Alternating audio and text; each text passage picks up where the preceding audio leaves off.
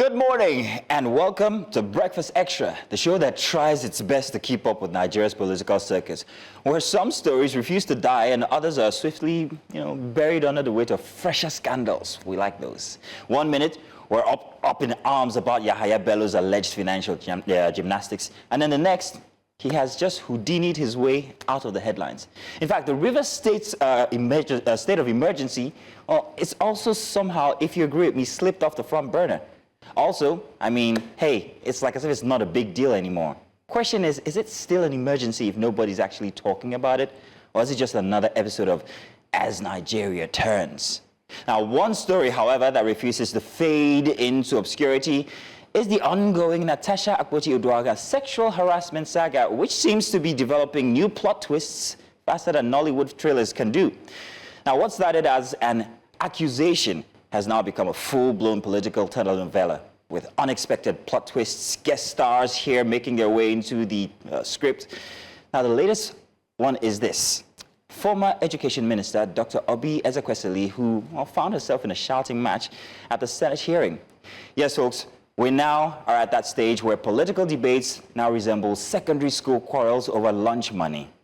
The incident, well, it escalated when Senator Onyekachi Nwaboyin waded into the fray, adding his own, let's say, unique perspective in what we can only describe as the most bewildering defense of harassment. He declared, check this, that every beautiful woman faces sexual gestures. Yeah, because in the grand playbook of patriarchal wisdom, women are not professionals or leaders in their own rights. They're just simply decorations that must navigate the unsolicited advances of powerful men. Who knew that beauty was a political liability? Apparently, now that's what we're seeing. And just when you thought that things couldn't get any stranger, Senator Adesheye Ogunlewe, he added his own 2 cents. He said, Natasha Akpoti-Uduaghan's beauty is a problem for her political career. Now, I'm wondering whether this is a Senate hearing or a Miss Nigeria beauty pageant, because we've started ranking women by the ability to endure harassment now. Maybe we need a new Senate committee on maybe, let's say, beauty standards and its effects on political aspirations. I don't know, I'm just guessing. Or maybe, just maybe, men should learn how to behave. But that might be asking for too much. And you'll see more of this example. Meanwhile, let's take a quick trip to Delta State, where a young nursing student found herself in trouble for a viral video in which students rejected the First Lady, Remi Tinubu, as our mother. Her offense is pressing record at the wrong time in the wrong country. Who sent you? But I kid. But if recording public chants now qualifies as a criminal act, then we might as well start jailing people for liking the wrong tweets. Are we getting there? Does it look like that? Is anybody seeing the signs? What next? Maybe a mandatory thank you video to avoid expulsion. But wait, I think that already happened. The Delta State Commissioner already suggested that, if you remember. But let's leave that aside. Let's move over to Kano, where at this time of year we're all expecting the pizzazz and festivities. Well, the police have decided to ban all Durbar activities during the Salah celebrations. And they're raising security concerns. But let's be real. This is more about the ongoing emirship tussle than anything else. After all, it's like as if Kano now has 2 emirs, if you get what I mean. And history has shown that having multiple kings in the same kingdom never ends well. But here's the real tragedy, guys. A rich, centuries-old tradition is being sacrificed on the altar of political egos. If things continue this way, our children will only know what the Durbar is as a YouTube documentary that is being voiced over by British voice artists. Which brings us to the actual and bigger question. What happens when politics is able to kill culture? Do we just sit back and let our heritage crumble under the weight of power struggles? This is not just about the Durbar, if you don't get me yet by now. It's about the slow, deliberate erosion of Northern history. One day, we're going to look back at the things that we let go in the name of political maneuvering and say to ourselves, was it really worth it? And by then, trust me, the only answer we'll ever have for our kids will be, there was a time when. It's very unfortunate. But tell you guys what, we have a surprise for you this morning in for Breakfast Extra. I won't be too extra about it this time, but let's welcome back Felicity Ezewike. Good to have you back again, Felicity. I can see that you enjoyed it a bit too much the last time, didn't you? Thank you very much for the welcome. It's good to be back, at least for one more day. Yeah, well, hey, don't tell them that you're only here for one more day. But what do you think about the erosion of Northern history? I think that's quite a sweeping statement, if you ask me. It's a bit, in my view, it's a bit of an exaggeration because, I mean, if you weigh the scale of balance, would we rather have a Dober Salah celebration marred by the deaths of innocent celebrants or a cautious measure to hold them? I mean, I don't know if we've had a history like this where we have an emirship tussle where two emirs come up to say they want to hold a Salah celebration, and you know that sometimes followers can be a little bit on the extra, that's the word, you know. So I think it's too much of a stretch to wrap my head around that it's an erosion. Yes, the people might feel a little that they missed out, but on the flip side of it, I will give, I'd rather we go on the part of caution and save lives just this once. You cannot erode something as big as the Dober. So here's the thing, Felicity. I want to say something about that, but my knees hurt. I'm going to come over, sit down, and we'll continue that conversation. All right. But ladies and gentlemen, welcome to Breakfast Extra. Welcome to Breakfast Extra. Our first big story tonight. The political landscape in Kogi Central has taken a dramatic turn as the Independent National Electoral Commission INEC has reversed its earlier stance and accepted a petition seeking the recall of Senator Natasha Akpoti-Uduaghan. This reversal comes after initial uncertainties surrounding the petition's validity, with INEC now declaring that due process was followed.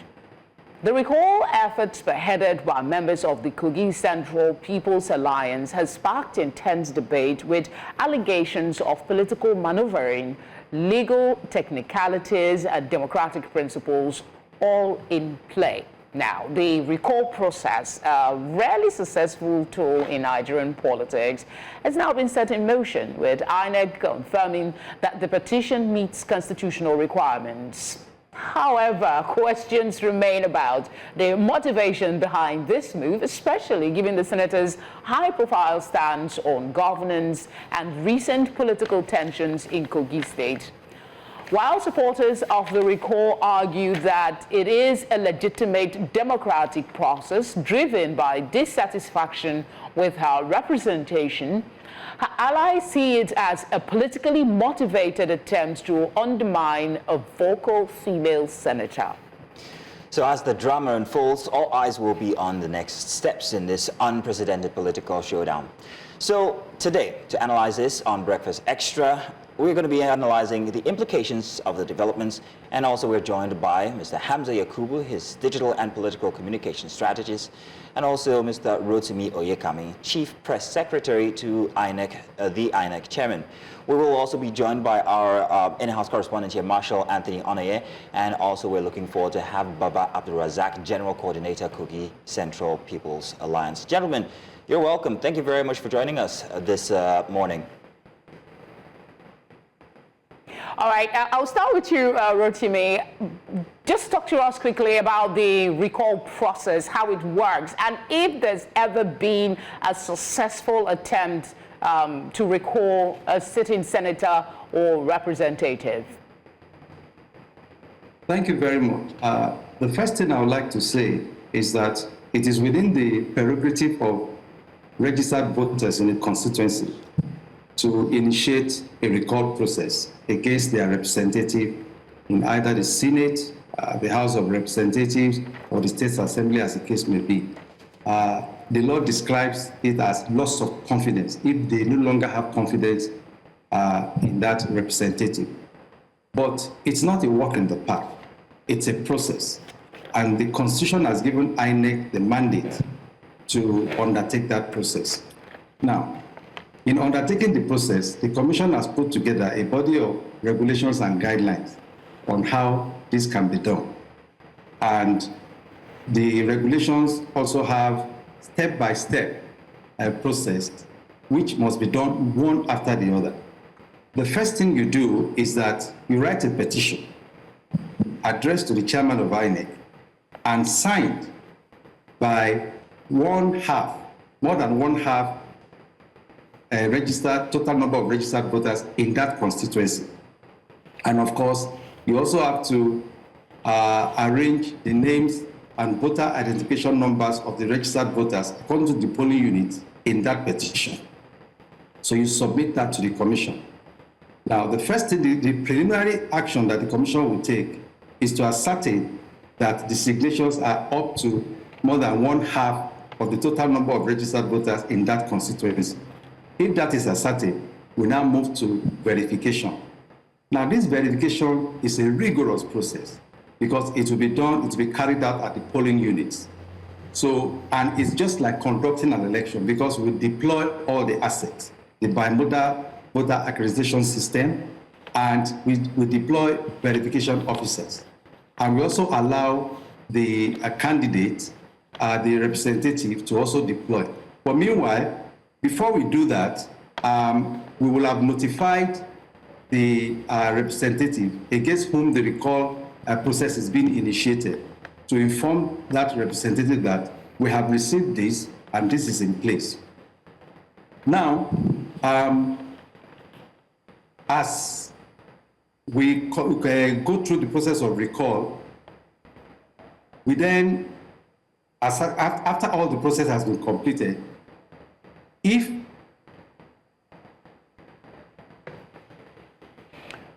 Okay, I think we are having a bit of a network hiccup, but he was just outlining for us the steps it takes to recall a sitting senator. I think that's about 3 or 4 steps, actually. I'm hoping that we can get him back and maybe he can finish up on that. Well, I would like to come to Mr. Hamza. Okay, I hear Mr. Rotimi is back. Mr. Rotimi, you were saying, but we lost you there for a second. Please continue. Okay, so I was explaining that after ascertaining the number of signatures, we then go for verification. At the verification, we will require all those who sign the petition to come out with their permanent voter's card to, present themselves before our verification officers. We then compare, their signatures with their details in our beavers and all of that, and then they countersign. And if they are verified, the normal accreditation, fingerprint, facial, if they satisfy that, then we take them as verified. But if they don't pass the accreditation process, they are not verified. So at the end of the process, we'll do the collation, just like normal election. At the polling unit, we declare the verification result. Then we go to the ward level, we declare it. Then we go to the local government level, we declare it, and then the constituency level. Then after that is done, if at the end of the day, more than one half of the total number of registered voters in that constituency is verified, we then move to the final stage, which is the referendum. But meanwhile, there's a major difference. During verification, it is only those who signed the petition that are required to come forward for verification. But during referendum, it's open to all registered voters in that place. So it's a question of yes or no, a form that will be filled, will either filled, ticked, or thumb-printed. It's a very interesting. Okay.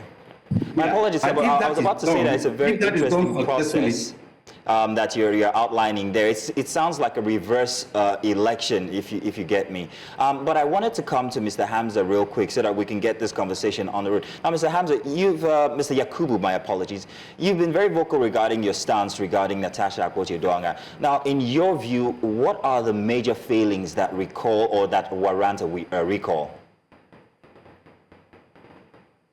Thank you very much. The reasons that warrant the recall is something that a lot of people have been saying, will have people for and against. But I want to submit here that the Nigerian political system is a complex and diverse entity. influenced by many regional and communal factors.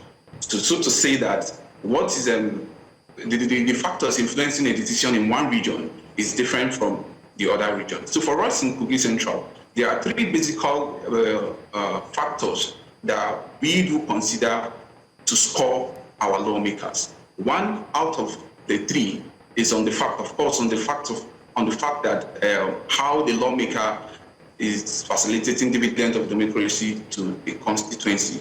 That's to say that the empowerment program and all of those things. Then on the second, which is very ultimate to us, is on how the lawmaker as well is presenting our characters and identity to the national and global space. And thirdly, the lawmaker involvement in preferring pragmatic solutions to the myriad of challenges we are being faced with in Nigeria, maybe through motions and bills, perhaps bills to establish an act or bills to repeal an act. So if you see these three basic factors we consider in Kogi Central to score our lawmaker, you will see that in the first one, which is driving dividends of democracy to the people or the constituent, Barrister Natasha Akpoti has done fine on that aspect.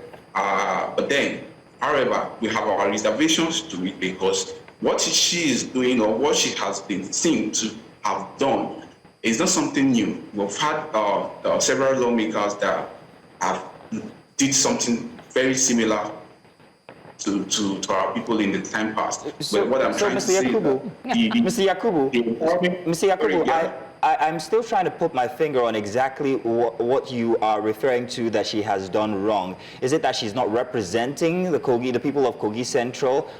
Is it that the matter which she is alleging is not important? I'm trying to establish this platform for us to navigate our conversations around this. What I'm trying to say on the second one, which is very major to us, like I said, what decide political decisions in some regions is not the same in another region. For us in Kogi Central, we are very much particular at how our representatives are representing our characters and identity in that national and global space. So what we've seen over time, or in this recent time, is that Natasha Akpoti-Uduaghan is not representing the true identity and character of a Kogi Central person, considering her misconduct in the plenary in the recent days. So for us, we are not so cool with it, knowing fully well that on the issue of dividends of democracy that a lot of people talked about, whatever she is doing now, we've seen it, we've seen other lawmakers did it in the time past. So we're not seeing anything new. So what we expected from her is to represent us well in characters and in our characters and identity in the National Assembly. But what we're seeing now is that she is misrepresenting us, and we've lacked confidence in her, and that's why we are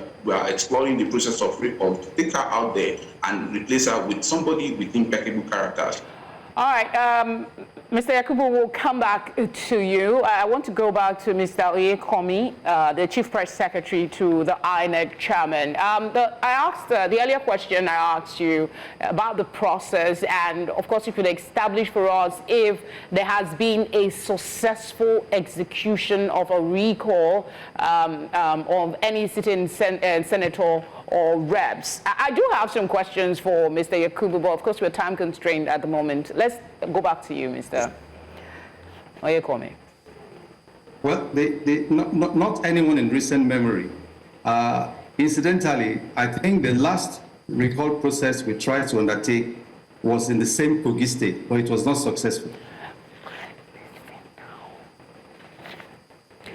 All right, we have in the studio with us, we'll continue with our guest online, our special investigative correspondent, Marshal Anthony Ononye.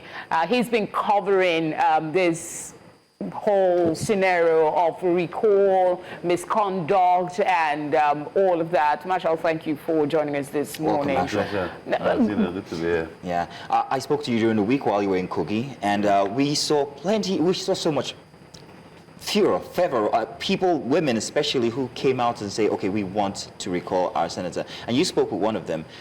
While you're there, I need you to give us an in-person view of experience of what exactly you found out or what you experienced while you were bringing us that report.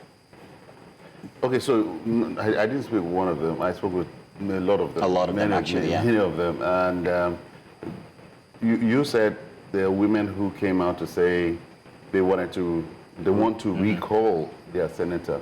I also spoke with those who said they didn't want to recall their senator. And all of these persons were constituents of Natasha's federal constituency, that is Kogi Central. And of course, they had their rallies, they had their protests, they had their press conferences, which we tried to be present in all of those. But what I was able to gather was my own personal observation was that it appeared that these persons who wanted to recall her had this already nursing, they were nursing this before the Natasha the sexual allegation saga. Yes, with the Senate rules and all. So it appeared, I mean, all their actions came to me like very quickly, very fast, very promptly. And when you ask about, when you try to find the objective behind their actions and their recall, they are wanting to recall her, you'd hear things like, we cannot afford to have a 6 months suspension or 6 months absence in the Senate, so we're asking her to come back and let's find someone to replace her. You wouldn't hear anything about what she has petitioned, you know, sexual harassment. You wouldn't hear anything regarding her concerns before the Senate. Remember that all of these, she has said, aside from disregarding the Senate rules, she has also said allegations or leveled allegations against the Senate President on sexual harassment. But one would say that is tactical. The official reason that they put on their petition, I believe, was gross misconduct, abuse of office, and deceitful behavior. These were the captions that they put in that petition. So when you look at it from that aspect, the sexual allegation came after, perhaps that is what they're referring to when they say deceitful behavior.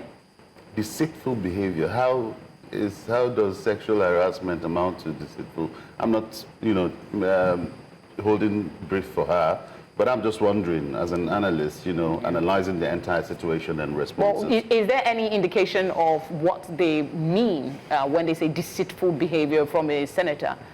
Because, I mean, even Mr. Yakubu was talking about the dividends of democracy that Natasha Akpoti has brought to the community, even though he caveated that with it's nothing new that they haven't seen before.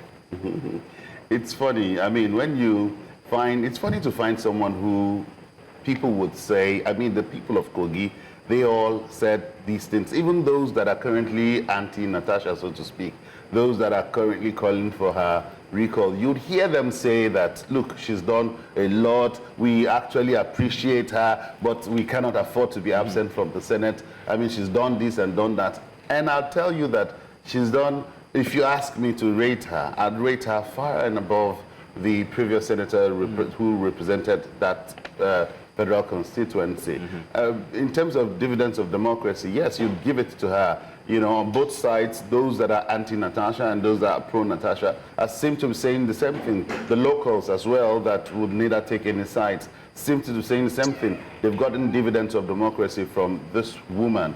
And you now beg the question as to, is this recall politically motivated? Are there other factors that could be behind this recall? Are these people politically being engineered to, you know, go for this recall? Well, I think those are questions for... That's the political, more political than I anything. think those are questions really. for Mr. Yakubu there, because we're going to circle back to you, Mr. Yakubu, but we have also been joined by Baba Abdulrazak. He's the General Coordinator for Kogi Central People's Alliance. Mr. Abdulrazak, I'm hoping that you were here while Mr. Hamza was telling about why the Kogi Central constituents or members, or some members, want to recall their senator. I don't know what you thought about that if you were listening, but perhaps maybe you give us your stance in this issue here today. Mr. Abdulrazak. Yes, good morning, gentlemen. Good morning. And lady. Good morning. Before you respond, let me just add quickly to that. Your petition, you're part of those who petitioned, right?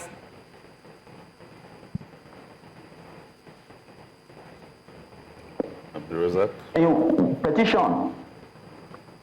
Hello? Yes. Yes. Hello? Yes, we are here. We can hear you, Mr. Abdul. Can you hear me, please? Can you hear us? Yeah. Yeah. Which petition are you talking about, please? Okay, go ahead I can and hear you. go ahead and give us your Petition, please. stance. Let's start with that, if you don't mind. Good God. Okay, we'll come back to him in a bit. Okay, let's try once again. Mr. Abdul Razak, I was asking what your stance on the issue regarding the recall of Senator Natasha Akpoti-Uduaghan by her constituents is. Let's start with that. If you can hear me, I particularly listened to what the young man did, but called Yakubu. You can see how he was struggling to drive home his simple points. You see, when a group of people who have sold out, who have chosen to trade their conscience for a plate of amala, goes about negotiating for what is not lost in the first place, that is what you see. You see how he was struggling with himself. I'm afraid, I wonder what he's going to tell his children if he's called upon to come and explain. So there is what is playing out in Kogi State, in Kogi State Senatorial District, is an extension of the conspiracy, the gang up by certain forces in the Senate to humiliate the people of Kogi Central Senatorial District. Whatever the shenanigans recalled, you see in some portion of the media, is just the handiwork of a few elements who feel all is fair in politics. These same elements have been defeated before. They ripped Senator Natasha out. She went to court and reclaimed our mandate. And let me say that at this point, this whole nonsense, this whole fraud has gone beyond Senator Natasha. It is a fraud against humanity, a fraud against the people of Kogi Central Senatorial District, a fraud against humanity. In Senate climes where things work, these elements, these dissidents, I wouldn't want to call them charlatans, even though they behave like that, who took themselves out to mislead the public, particularly those that went with that fictitious petition, should be having their rightful place in the cell. They should not be walking freely on the street. That also points to you that Nigeria is just, with due respect to our nation, I think Nigeria is not just walking. Because these elements should not be in the space freely. They themselves and their sponsors should be called to question. So sincerely, I want to thank Mr. Marshall team. He was on ground. He saw what happened. He interacted with people. Look at the video I just showing. Is this the record? This I don't know. These are criminals by this action. These are criminal elements, and we expect the law enforcement agency, if not that certain powers in high places have conspired against the people of Kogi Central Senatorial District. Why haven't the law enforcement agencies come into this? This is rigging. Okay, Mr. Yakubu, that they disagree with you, and they disagree with your position. Mr. Yakubu, to conduct a free and fair exercise, because it is in this nation. Okay, Abdul Razak, I beg your pardon. That somebody disagrees with your petition and your views does not automatically make them criminals. I think it is fair to say, okay, I do not agree with them. They should go to court. Mr. Yakubu, you can respond quickly, and then we'll go back to the INEC rep here. Thank you very much. You see, this is exactly what I'm saying. If you listen keenly to what Baba Razak was saying, the manner in which he's making his submission is still what we do not want in Kogi Central. We can't be talking something very logical here and something very sensitive, and the kind of words he chooses to use are words that are not formal. But that's by the way. It also, at the moment, is also showing us the kind of group they are and the kind of people they are, all in one. So for now, what I want to say is this. You see, in this case, there is a proponent and also there is an opponent on this matter. So now, as much as the proponent are advocating and arguing that the recall process must go, and they are justifying the reason, we are justifying the reason why this should happen. the opponent on the other side also will want to do something, will be working their way through to discredit and as well compete what the proponent is doing. So, and that's what we're saying. You see, all of these videos that we are seeing at the moment, when were they out? You begin to ask the question, the recall process already started, and we've seen a lot of people, even the young elderly, male, female, saying that they are tired of the representation of Natasha, and people are outside to say we are recalling her back. She's not representing the true identity of a Kogi Central person. So at this moment, she needs to be out. All right, quickly, before we go to Mr. Oyekomi, sorry, I need to interject because you're referencing what people are saying. The petition that was presented, I think, can you confirm that it's over 200 that was signed and presented to INEC? Can you confirm it's over 200 or it's less? It's over 200. It's over 200. INEC, over 50% of the registered voters in Kogi Central signed that petition that was submitted to INEC. So it's over 200. Okay, let me switch. Okay, I wanted to know, of the 200 people, how many of them represent the grassroots? How many of these people who signed are, I want to just get an idea of grassroots representation here, or was it just a certain class of people who were represented from the Kogi Central constituent? So we will have a representative of the petitioner that submitted the petition to the chairman of the INEC. Like what I saw, it was 16 of the representatives of the petitioners. The details were there. So the representatives are representing the entirety of the petitioners in the grassroots. So those 16 are what are the representative of the petitioners. So the numbers we are calling now truly reflect what the grassroots want and what they have done. So those numbers you're seeing are the true reflection of what happened in the grassroots. All right, Mr. Yekomi, I asked that question because there seemed to be some concern as to the correlation of those who are petitioning and those who actually voted to get her into office. But I want to start with you telling us the stage that INEC is at with the process at the moment, and if perhaps it is within the purview of the INEC to review some of these viral videos alleging the questionable circumstances that got the petitions to your office. Thank you very much. The steps we are going to take are contained in the regulations and guidelines. And the step is this. When you submit a petition and we find the petition competent, it has all the ingredients required, the first thing we do is to ascertain the signatures that accompanied the petition and the voter identification numbers and the polling units arranged in that petition. But after that, what we do is to go and verify, and that is the crux of the matter, because verification will have to be done at the polling unit. Remember, in Kogi Central, we have 5 local governments and over 900 polling units. Okay, so we will deploy our assets and go there and verify. It is only if after verification, the result meets the threshold when we're able to confirm or affirm that more than 1/2 of the total number of registered voters, which is about 474,000, if they are verified, that's where we can move to the next stage. But if it fails to meet the threshold, the process ends there. Okay. Let's come back to the studio, shall we? Marshall, while you were in Kogi, I remember some of the reports that you brought to us regarding the authorities actually dispersing or stopping people from gathering. I'd like you to tell us about that, and also if you can confirm some of the videos we're seeing of people inside of rooms signing these petitions. How authentic are these videos, in your view?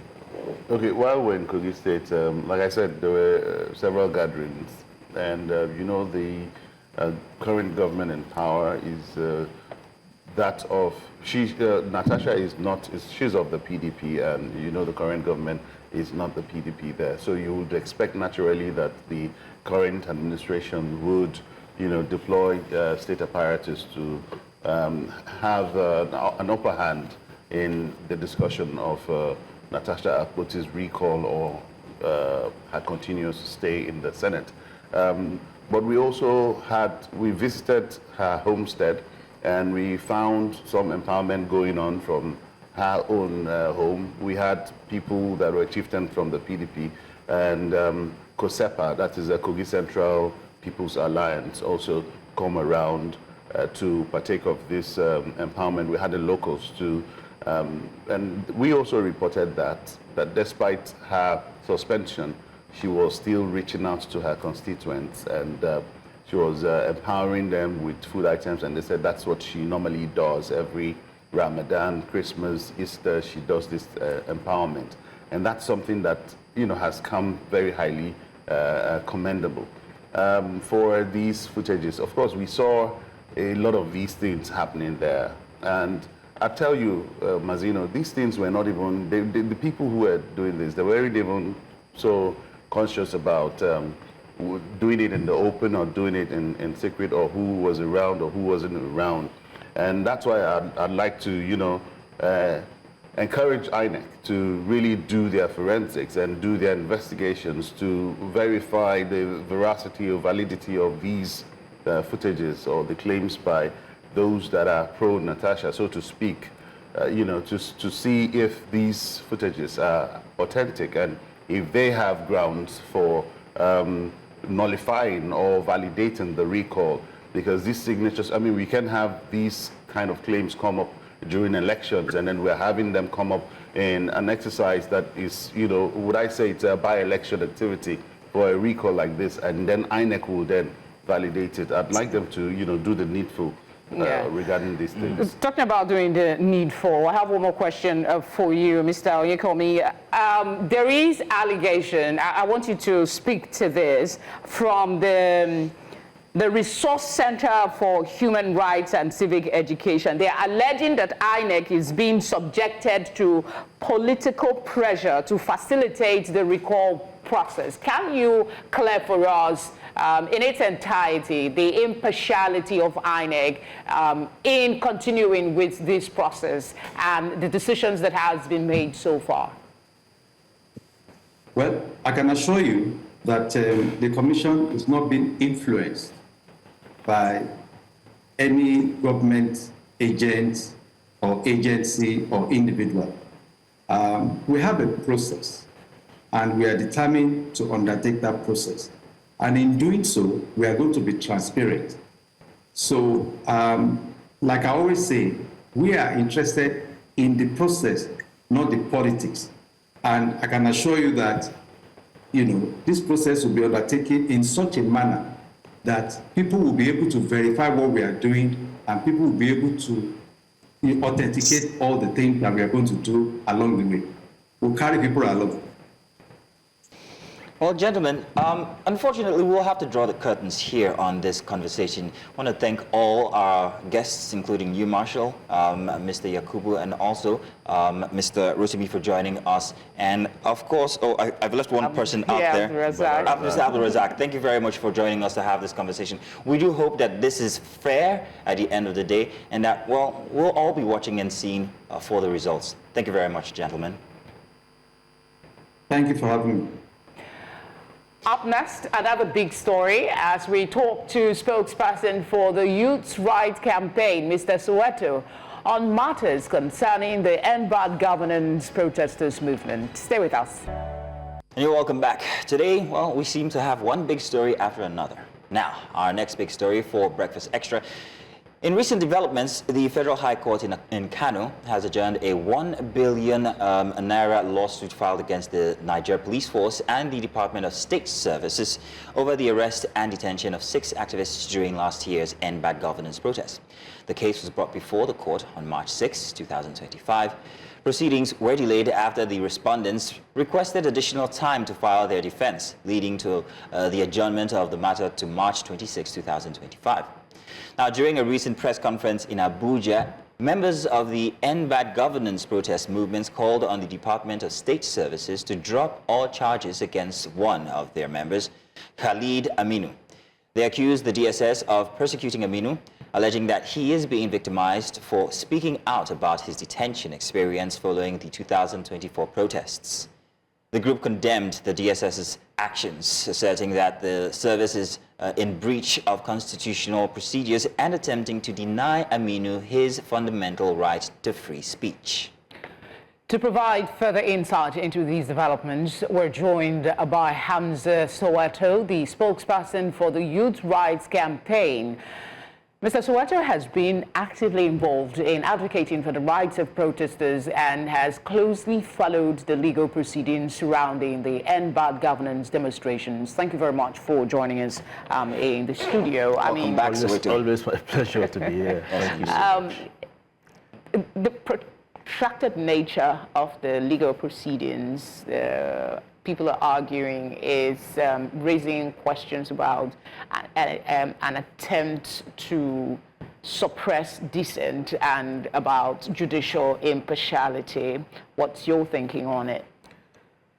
Well, I think you already made the key point, and it is that all of what we're experiencing regarding the persecution of activists since the End Bad Governance protest last year, but also in particular the trial of 11 End Bad Governance activists for treason is an attempt to suppress dissent, to criminalize protest. And I must tell you this morning that very, very sadly, we think that the Nigerian judiciary has become an accomplice to the decision and the agenda of the President Bola Ahmed Tinubu administration to continue to prevent Nigerians from being able to exercise their freedom of expression and assembly.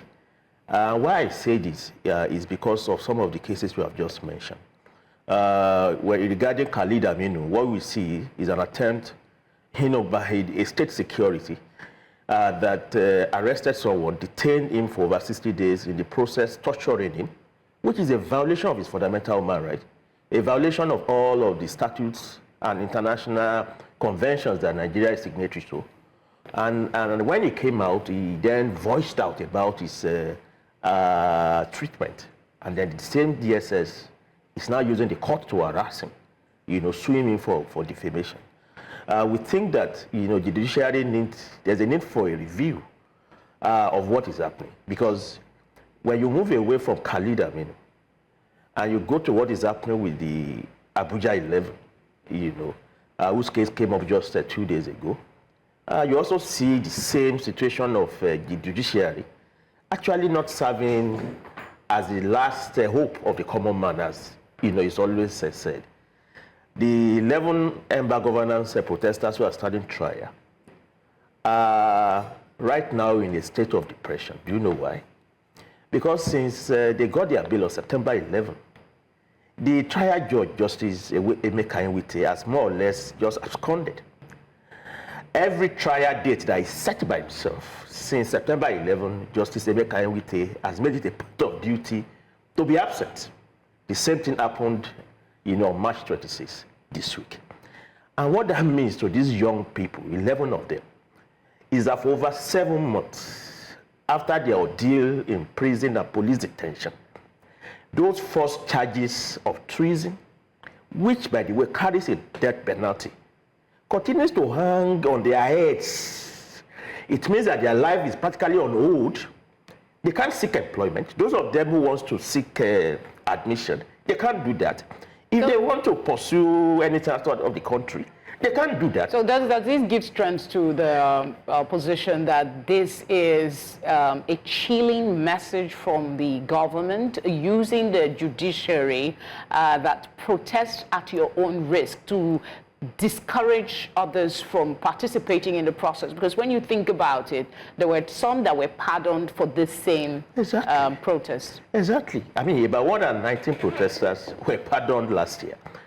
And the charges against them are the same charges against these 11. But what we are even saying is that the trial judge has not even allowed these people to have their day in court. The trial has not even started 7 months after. And all of their bank accounts, a lien have been placed on it since August. I know one of them who is a businesswoman in Love.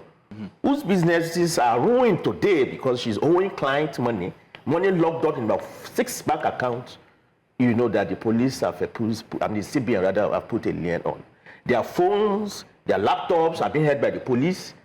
Since August, one of them is a graphic artist. He's out of a job over the past 6 months. Now, Soweto. So the idea, what I'm saying therefore, and I'm sorry to interject, is that we have a situation whereby the Nigerian judiciary appears to be acting in complicity with the executive. And I would like a situation where I can be proved wrong. And that is why it's important for the Chief Justice of the Federation to intervene in this. We can't have a situation where for over 7 months, people are in court and a judge does not appear in court at every of the adjourned date over the past 7 months. Has the NBA reacted? I'm so sorry, Felicity. I wanted to jump on something that you had just mentioned regarding this being used as a tool for anybody who's dissenting regarding the government.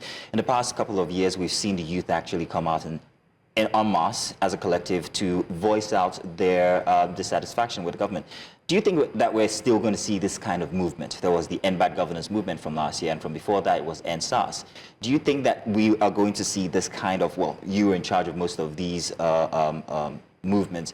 Is it going to still be the same momentum that we saw in these previous movements? Definitely, it's going to be. And what tools would you use, especially now regarding what legal tools could be used outside or isolating these matters that we currently have right now? One thing is this.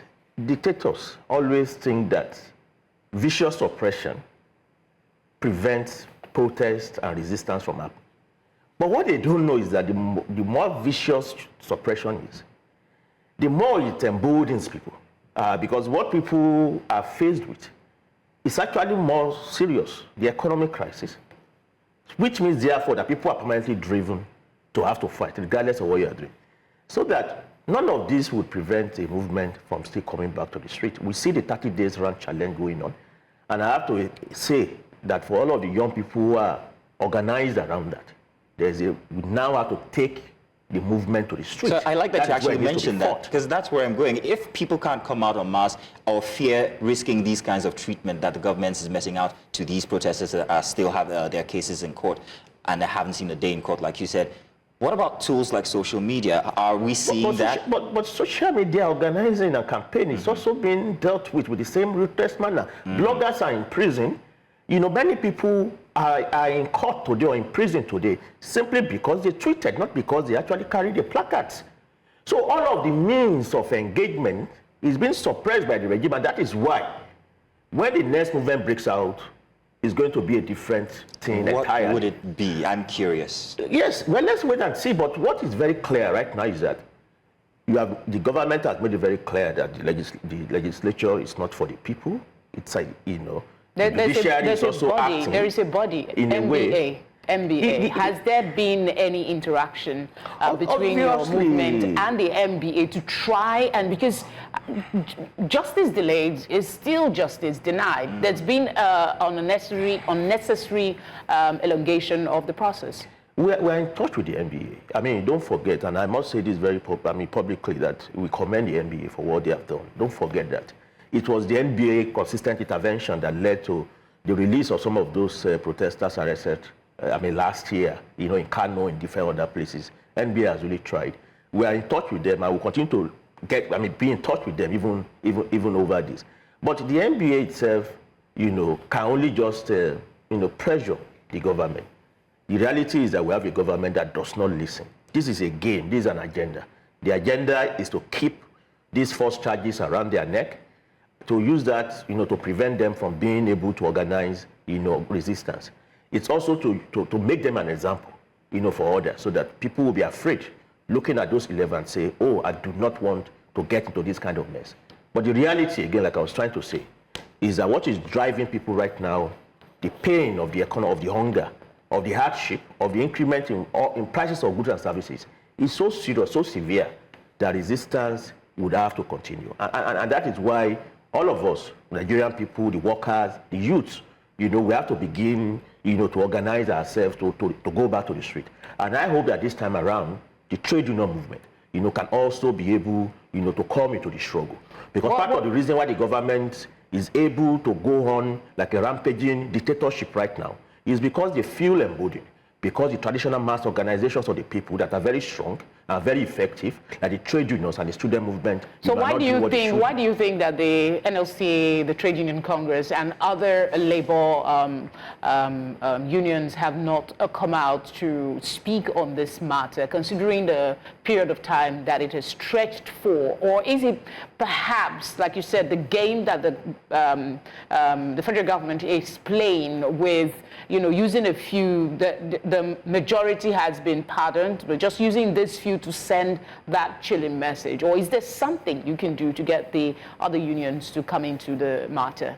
I mean, all we can do is to continue to appeal to them. I mean, we have different means of reaching out to groups and unions, and we have always been doing that. Even in August, we did that. We reached out to the trade unions. And what has been their response? But what we are faced with the trade unions is that there's a crisis of leadership and ideology within the trade union movement.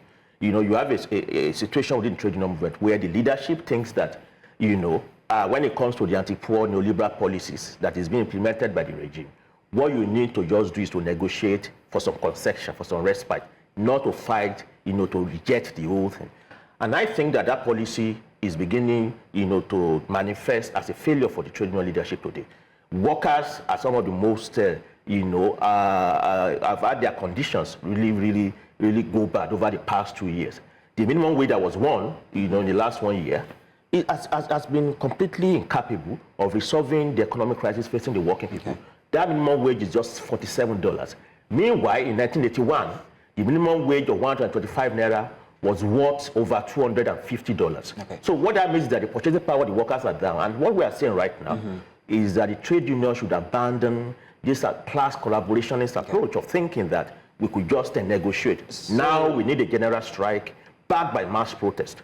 That is what we need now to push the government to begin to address all of the demands of the people. So noted. And in these kinds of situations where there is a movement of dissent against the government, asking for rights of the people, we always find that there is always an opposition movement.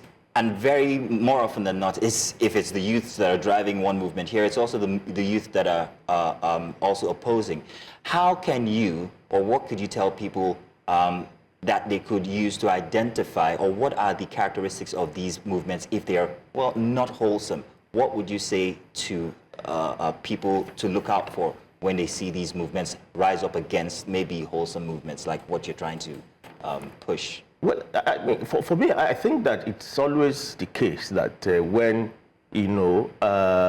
people are trying to organize to fight for change, that there will be opposition, even from among the mass of the people. It's always the case, really. In August, we had that. But what I think we have to concentrate on, is the fact that the policies that we are up against affect a majority of the population, so that those who might be organizing in favor of the government, are always in a minority. And from that point of view, whatever they do, it can't really change the course of events. What people need to do is to concentrate on what, on the messages and on the organizing we have to do. If, for instance, now, we decide in this country that at the end of the 30 days run challenge, we are moving to the street, obviously government may try to get their own people to also come to the street and say that, they are doing a counter-protest. But the reality is that at the end of the day, the proportion of those who will come out in favor of a protest to make life better for all would always be greater.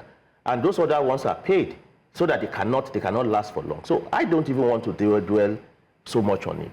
I think that right now we have the momentum on our side, because if you look at the policies of the government, they are not getting better. They are actually getting worse. And from that point of view, it creates an urgency in the situation. It means by next month we'll be marking 2 years of the administration, which for the rest of us is 2 years of complete erosion of our living conditions, of our income, and of our lives. So from that point of view, we need to be thinking of how... What do we see these movements move into being a collective, maybe even a party? if the youth have a collective where they can actually rise up against the government and say, this is what we want, how about coming together and forming a party that could... I know you're going to bring up the issue of financing a political party or even candidates, but isn't it about time that the youths actually stand and say, this is our party, this is what we want, and we can go up against the juggernauts that we see in positions today? Yes, that's a very fine point. And that's actually some of the things that we've been discussing in the movement. Interestingly, that debate is not started for a very long period of time. The need for political representation that stands for the interest of the youth, of the working class, and of the poor. Because oftentimes, the political parties that we see there actually are for the rich, so, which is exactly why, even when the youth, so what challenges need to be surmounted to get there? The first thing is for us to have a framework of ideas and vision of what we want to do, which is accepted by as many people as possible, and then to begin to work towards building the organization, the party, that represent that. And then, of course, the whole process of applying and all of that. But the vision first is what we need to have. So, but do you have a strategy? Would you have a strategy for managing infighting and self-interest, sabotaging the collective will? Because what we have seen, we saw what happened during the 2023 elections. We had the youths come together, they seem to band together, and then before you know it, there is an implosion from inside, because sometimes they say there are saboteurs that come in to try and impede the process. How can you, because if the unit is not whole, how would you hope to fight the bigger battle? So is that part of a strategy to ensure that infighting does not implode whatever set up before you come out? See, I think that sometimes we might be jumping ahead of things. The very first thing is to build something. The question of infighting and all of that, they are inevitable in any place where you have more than 2 or 3 people. What is important is that what are those fightings about?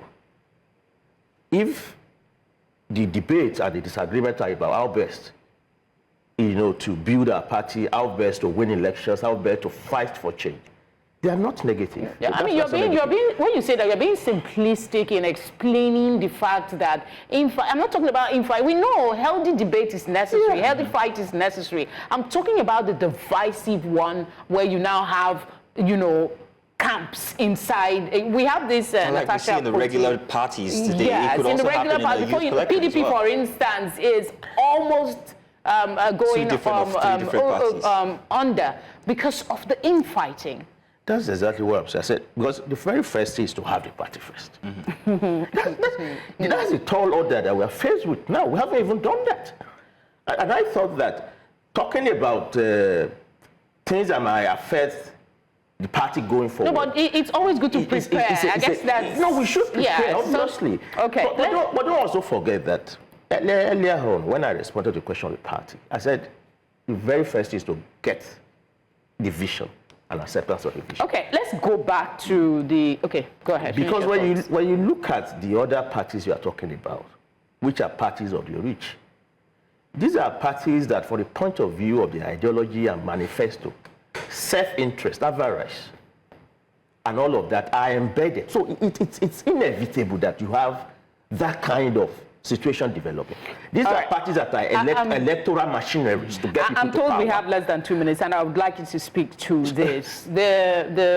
What these protesters are asking for, they're seeking legal declarations affirming their arrest was unlawful, arguing that it violated their fundamental human rights, the peaceful assembly, and they also talked about they're seeking recognition of the alleged rights violation. They are demanding a joint compensation of 1 billion naira from the government. Is there a possibility that the merit of their case is what is hampering the process, or do you still expect a fair hearing at the end of the day after all of this delay, considering the suspicions that the judiciary is being weaponized? Well, that case you mentioned is regarding is in Kano State, comrades in Kano State, yes. Who are suing the police for the illegal arrest and detention they suffered ahead of the October 1st protest last year. They are suing the police for 1 billion. We are also suing the police in Lagos, for something similar. Well, you can't, given the state of the judiciary today, you can't be too hopeful that you get justice. But what we have decided to do is not to leave any of these violations unchallenged. The process of challenging them, also helps, to ensure that, we demand accountability. Whatever will then come out of that, we will see. But what I think must also be said, which I'm trying to emphasize, is that we are not going to leave our destinies in the hands of the judiciary. The judiciary can stand up and do what it needs to do to ensure that this country does not go bust. But for the Nigerian people, we have decided to, take our destiny to our own hands, which is why we need to get the movement back to the street again. That is where we need to have the fight. And we must have a vision of a new and a better Nigeria. I want to stress that again, because that is what will then lead to forming a political party, that represent that vision. The vision of a Nigeria we are talking about is one where the resources and wealth of this country is in the hands of the people. Well, I do hope that classist, I think that was something you said earlier, negotiations don't impede the process of us, really building. The work is cut out, I guess, for a formation that will be formidable enough, because we're also hearing talks of coalition from the old breeds. Exactly, then there is that. So if the old people can come together, then the youth should actually see that there's something that they need to put in place now. Definitely. Right. Definitely. So Thank you very much. Thank you very much for coming Senator. through once again. We hope to see these matters to their end, and hopefully these people who are still waiting for their trial can get a sigh of relief eventually. Thank you very much. Now, let's take a break. We've still got more conversation here inside of Breakfast Extra. Do stay with us. We'll be back. And you're welcome to our Perspective segment. Now, the Lagos State Tenancy Law was introduced to regulate the relationship between landlords and tenants, ensuring fair treatment and also protecting the interests of both parties. The law outlines key provisions such as rent control, eviction procedures, and also dispute resolution mechanisms. However, many Lagosians remain unaware of their rights and responsibilities under this law, leading to frequent conflicts and also legal disputes. From security deposits to rent increase and also eviction notice, knowing the fine details of the Lagos State Tenancy Law can help tenants avoid exploitation while ensuring landlords follow the due process. So in this segment, we hit the streets of Lagos to know if people out there are actually aware of the Lagos Tenancy Law. Let's take a look and see. Well, I'm a tenant, so I don't really know about the Lagos Tenancy Law, whatever. But one thing I know is that in Lagos, the houses are extremely expensive. I can give you one example now. In my street, at Okera here, precisely at what they call it, at the back of Otunla. The house, can you imagine 2-bedroom flats, total package about 4,10,000, 4,10,000 naira.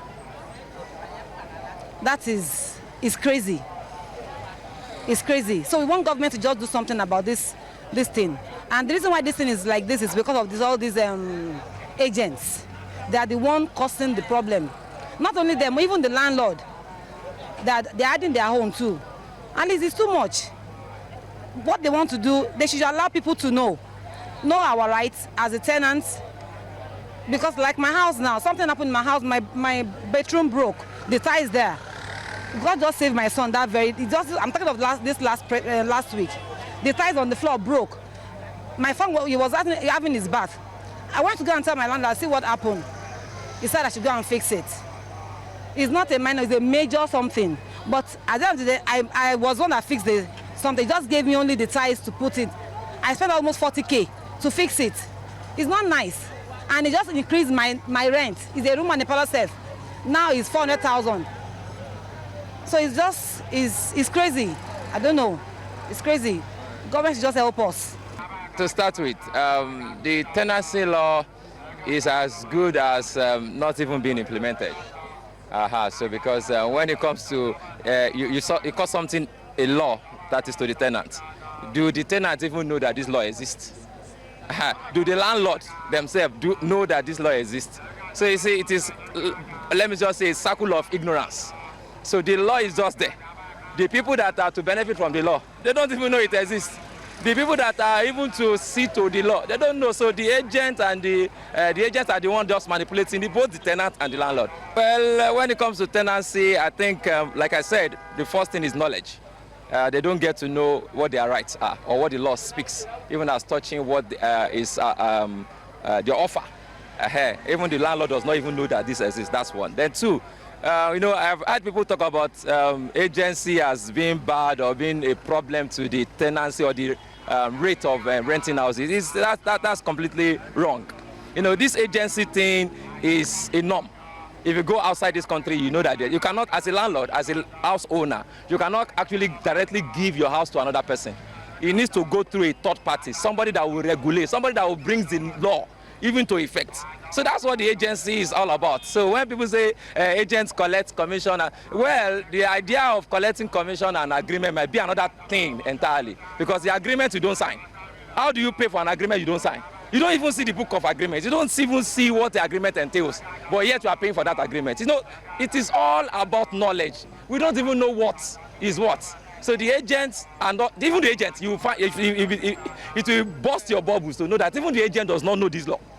They are just acting on, my Oga said we should do it, this is how we do it. So we are a bunch of people that does not want to know what the law says, let alone saying, practicing, or knowing when the law when we are out of the law, or if along or doing what the law says. So we are just a bunch of ignorant people. So we are just complaining without even sense. We don't even know what is what to start with. The normal thing that should happen in a sane environment is that the government needs to regulate the price of things. If I want to build a house now, I should build a house with minimal costs. That's what the government can do. But when it comes to agency has to be there. The agent has to be the third party, the one marrying your differences. No, we are from different background. So your idea, your understanding of your landlord is the agent that will speak to that, and the agent that will make sure that everything goes the way it should go. But because we lack understanding all of these things, we're just deceiving ourselves and cheating ourselves along. Actually, I know there are tenancy laws in Lagos, but I haven't practiced any. Okay, my thought on the tenancy rate and all that, but mine is quite so friendly with my landlord and all that, but some other places that I do hear about, the landlord, they increase fee and all that is too expensive, very, very expensive. Do people even know these laws exist? Good question. Well, Lagos, Nigeria's economic hub, continues to struggle with a housing crisis that affects millions of its residents. With a housing deficit estimated at over 3 million units, skyrocketing rents, and exploitative landlord practices, many tenants find themselves vulnerable in a system that often lacks strong enforcement of their rights. The Lagos State Tenancy Law was introduced to regulate the landlord-tenant relationship, ensuring fair treatment and preventing arbitrary rent hikes or illegal evictions. However, despite these legal protections, disputes between landlords and tenants remain rampant, with many Lagosians unaware of their legal standing, as that piece just showed to us. A critical concern is the accessibility of affordable housing. With high demand and low supply in Lagos, landlords often take advantage of desperate tenants, demanding outrageous rent advances and imposing unfair conditions. The government has made efforts to mitigate these challenges, but as always, enforcement remains weak. While the tenancy law aims to create a balanced framework, its effectiveness in resolving disputes and protecting tenants from undue hardship is still widely debated. The question remains, is the law robust enough to address Lagos' worsening housing deficit, or does it require urgent reforms? So, to provide clarification on the legal landscape of tenancy laws in Lagos and their impact on the city's housing, we have with us Mr. Gabriel Uduaghan. He's a legal practitioner. He'll be giving us those details that most people inside of that little piece did not know. And of course, we have Mr. Osage Alfred. He's an estate surveyor and also senior partner at West Norwood Realities. You're welcome, gentlemen. Thank you very much for coming through. It's good to thank you. Good morning. Mr. Sagi, let's start with you, first of all. Let's get a scope of exactly what you do and where you're from. Okay, thank you for having me here. I'm an estate surveyor and valuer. I started off as starting my tutelage with an estate surveying and valuation firm with John Zedomi and Associates. So as an estate surveyor and valuer, what you do is you assist to manage and optimize the investment in landed properties. So we value assets, and if you are valuing assets, you must understand the entire value chain of the real estate industry in terms of production to the process of managing, to the process of occupancy, the laws around the industry.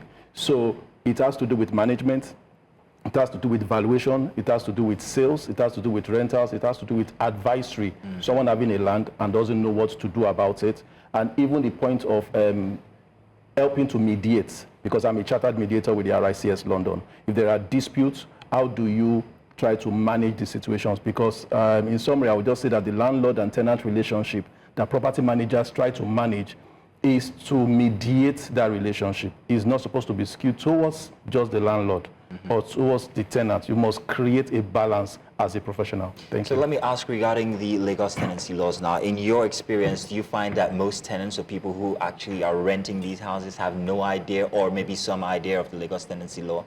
So the law is there. And something about the law is ignorance of the law is not an excuse. But people are busy with other things. And there's always the place of sensitization, reminder that this law exists, this is what it's supposed to be for, and the process. So, but what I found out is that a lot of people are very in a hurry. They're always in a hurry to rent the place. So it's at a point where rent is almost due and they want to change apartments. 1 month, 2 weeks, I need to move. At that point, you can never make the best of decisions. When I wanted to move from a particular place, I had planned 2 years before that it's time for me to move, because housing is a major cost of your income. So it should take a strategic position in your planning. And in that process, it means that you don't just wake up and say you want to move. So you then find a situation where people just want to jump in and say, okay, I want this property, I want this property. And with that, you don't get to interact with the property you are seeing from the side of the law and even from the quality of the housing you are seeing. So I must say in conclusion that some people have an idea, but some people, because they are in a hurry, they don't interact in their minds with that law, or two, they don't even carry along a legal practitioner, an estate surveyor and valuer to advise them as they go along. I mean, ignorance is not an excuse. He just echoed my thoughts watching our perspective earlier. What are the lists the tenants should know about this law to protect themselves? For me, I think taking off from where he stopped and listening to very well-spoken Nigerian citizens, Lagos citizens, I'm still in shock that in spite of the availability of information at the tips of our fingers, a lot of people still remain largely ignorant about the happenings around them. The Lagos Tenancy Law, if you just go to your Google search and you put it there, the gazetted copy will come up and you'll be able to, it's about 48 sections. It's one of the shortest law that can take you, if you are not a lawyer, to pay attention to the details. It can take you a minimum of 30 minutes. You are ready from the beginning to the end. So if you then have questions, you can then engage lawyers. Like he said, we have a hush-hush approach to issues of our lives. I am a tenant, right? And I've been a tenant in Lagos for God knows how long. Each time I want to move, I always leave my old house in excess of my rent. My first house when I was living, I had 7 months rent outstanding because I needed to move. I wanted to move because my condition had improved. My landlord was not ready to effect the changes I wanted, which I suggested. I offered to bear the cost, but he said, no, if you do it, you do it. And I know that what I wanted to do was not tenant fixtures. The structural features that I would live with the house when I'm living. And I needed to say, let's have an understanding. Are you ready to give me the value when I am living the said I'm not going to pay you? So I looked for an apartment ahead, and I left behind 7 months' rent. That was my. Yeah, but not a lot of persons have that ability to. So it's sometimes the argument is not about not knowing the law, but the applicability. Because you can go to your landlord. My colleague was just whispering an experience. You go to your landlord. By law, I'm supposed to pay you 6 months, not 1 year. And the landlord says, it's my house. If you cannot pay me 1 year. We'll come to that. That now turns to economic exigencies. You need to make your decisions, right? In all of this, there is no public housing that is available for the teeming masses of the people in Lagos State. So what are you left with? You're left with private sector-driven housing. And what is private? Private sector is two people engaging themselves. What the law does is to provide the environment to play. But the terms and conditions, that is why in tenancy, you will discover that the terms of the tenancy vary from landlord to landlord, from tenant to tenant. In any event, some landlords don't even give an agreement at all. And some tenants will not even insist that I need an agreement in the first place. So at the end of the day, you leave yourself at the mercy of the terms of the landlord, right? If, for instance, I want to get an apartment and somebody said, you are going to be paying a non-refundable fee of so amount, I will say, put it in the agreement so that I know that this is the money you have received from me in consideration of my taking the apartment, so that when I want to leave, because it's not only in Nigeria that you do that, deposit on account of damages, but when you are leaving, at least my younger sister staying in the United Kingdom.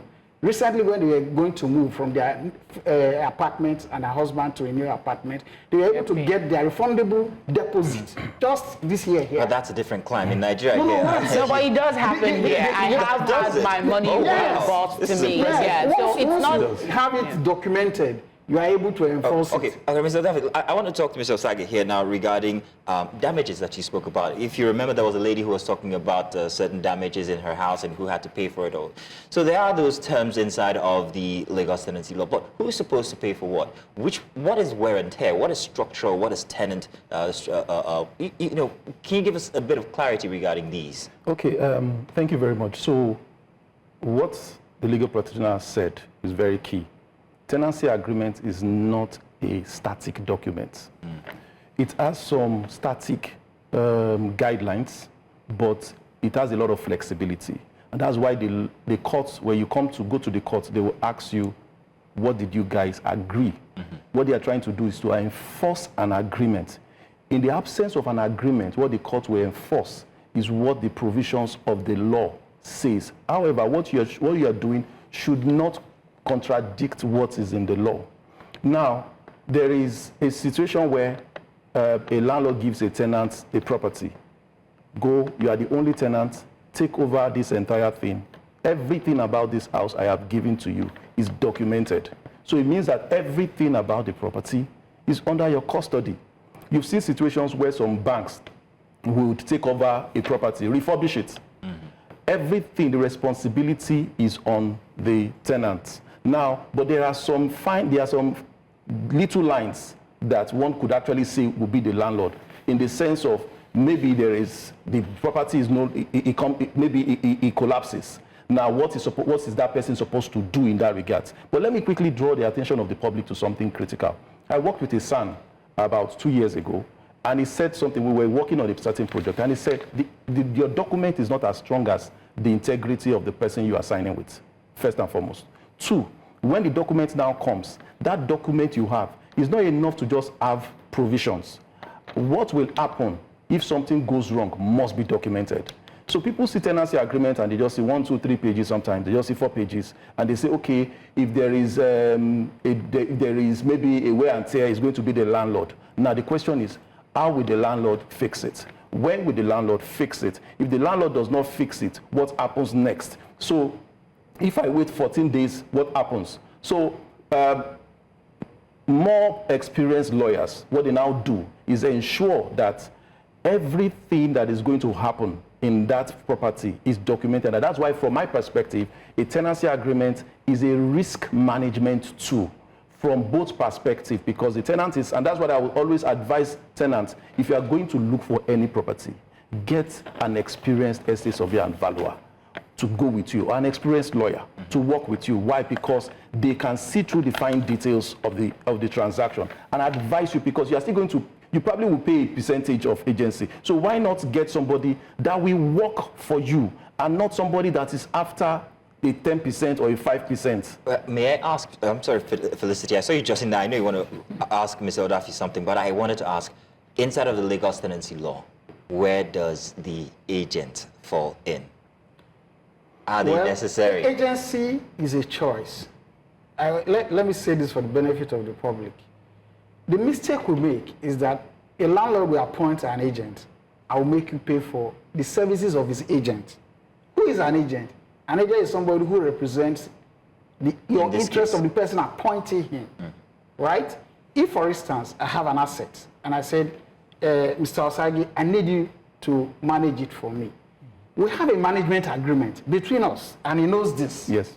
You sign a management agreement with the owner of the property.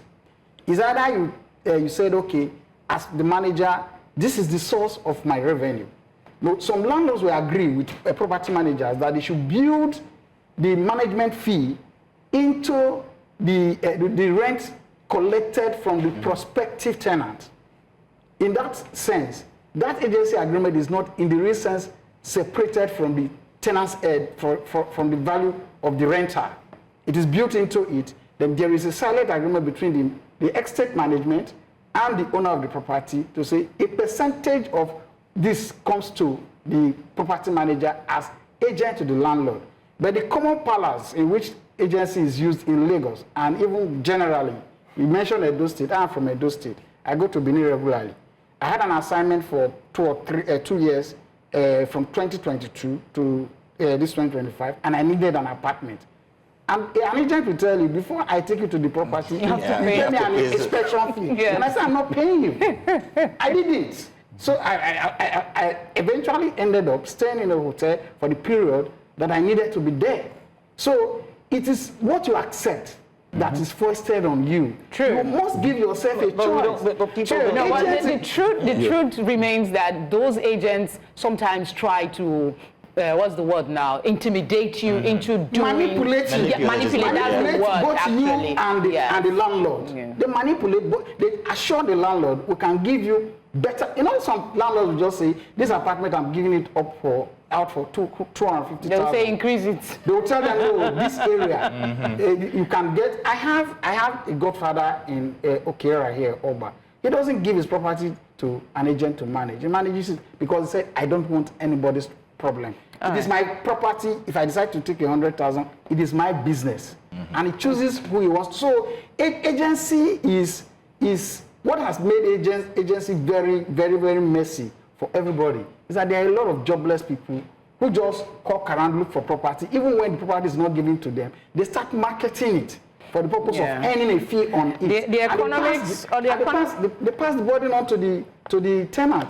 The house I stay for, it's either you are staying in your own house or renting your office, or you are staying in your house in the house as rent. And there are people who have houses. So the Lagos State Tenancy Law does not exclusively provide for There is agents. a provision for agents. Okay. That, in that sense, it means that if, for instance, I want a property and I approach Mr. Osagi, say, I need a property, Osagi becomes my agent for the purpose of sourcing for that property. And I will pay Osagi for sourcing for that property for me. But if a landlord gives a property to Osagi as an agent, I would insist that I'm not the one that will pay Osagi his agency fee. All of these things are a question of negotiation. Okay. All right. It is what you accept that the law will enforce for you. And that is why he said agreement in anything is key. And that is why I said that don't hurry into any relationship. It's the same mentality that we also have towards marriages that are failing today. All right. Let me go back to what he referenced. He said document is not as strong as the integrity of the people that sign it. You also said absence of an agreement. I think you said that absence of an agreement means automatic recall to the law. So if you don't have an agreement, the law will come in for you. I don't know who could take on this question. Other of you can actually rent control and the time that an increment is mandated by law, because you can move into my instance, I moved into an apartment and within 6 months I'm being told that the rent will be increased by 30%. And not even by 5%, 30%, you know, whether it's a strategy to get tenants to move or it's just something that is this allowed? Yeah, I will look at some people demand for 100% increase.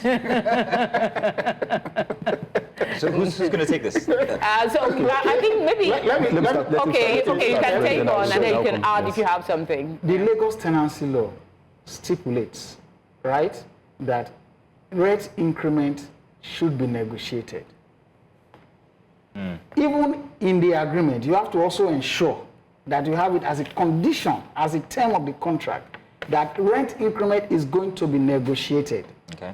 Now, when you're also entering into a tenancy agreement, you also have to have an agreement or a clause that says that this rent is not subject to review for the first, let me say, 1 or 2 years. Those clauses, if you approach a lawyer, not a lawyer who is ready to take 10,000 naira from you to just put his seal on an agreement. We do a lot of things very, very wrong. A lot of my colleagues just say, oh, just bring it. Is it not my signature and my seal? They put it for you. And yeah, but sorry to interject, okay. Yeah. You could have that in a written document as agreement, yes. And then the landlord will tell you, now my house, situation has changed. If you don't like it, move out. No, that is where enforcement of your right comes in. Nobody's going to enforce your right for you except you insist on the enforcement of your own right. A tenant has a right to take a landlord to court, that your increment or your conditions you are imposing on me, they are in breach of the agreement that we have. I ask the court to enforce it. I need you to speak, we're told to wrap up, so I need you to speak quickly to this. Is there a possibility of rent control in Lagos, where you know that if you're renting in a certain axis, maybe you get a 1-bedroom apartment for $1 million max, and another location you can get it for 5. Is it possible to have that in Lagos? Does it even exist? Okay, quick one. In just 30 seconds, I'll say something and I'll come back to this. So it is important to note that when we say agents, we have quacks. And like what is said, you see the people on the streets, have they gone to a formal environment to learn about real estate, about the legal part of real estate? Because what you are renting is not just the building, it's the interests. You are taking a part of that interest. So I'm saying this to say that for tenants or prospective tenants, when they are looking for houses, one thing that has happened that has moved a lot of things, because we need to understand behavioral patterns. So I want to rent a place, and I come to him and ask for, I need a property, and he's working on it. And tomorrow I go to you, and I go to you. The next time he comes, oh, I've seen something for you.